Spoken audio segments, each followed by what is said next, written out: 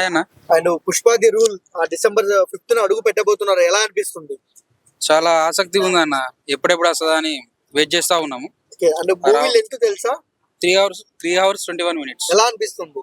చాలా ఎక్సైట్మెంట్, ఎప్పుడెప్పుడు చూడాలి, ఎప్పుడెప్పుడు వెళ్ళాలి, ఎప్పుడెప్పుడు వస్తుందా అని చాలా ఉంది.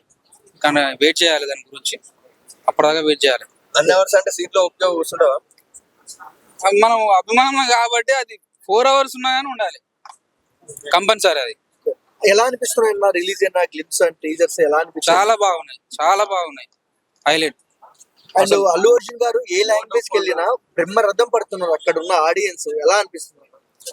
మన తెలంగాణలో చాలా, అంటే ఇప్పుడు మనకు ఆంధ్ర తెలంగాణ, ఇప్పుడు తెలుగుదేశం, ఇప్పుడు మనం ఉన్నాం కదా, అక్కడ తమిళనాడు కన్నడ వాళ్ళు మనలను లైక్ చేస్తారు, మన అల్లు అర్జున్ లైక్ చేస్తారు.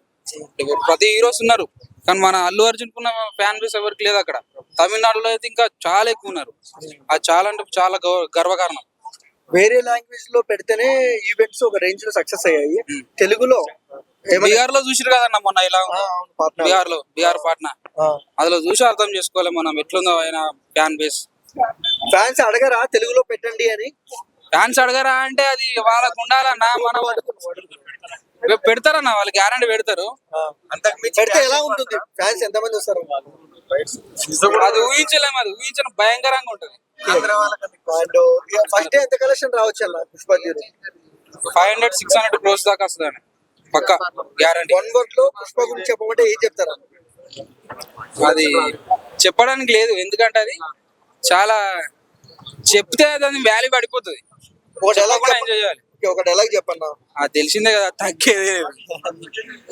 అండ్ కిసిక్ సాంగ్ ఎలా అనిపించింది? అది యావరేజ్. థాంక్స్.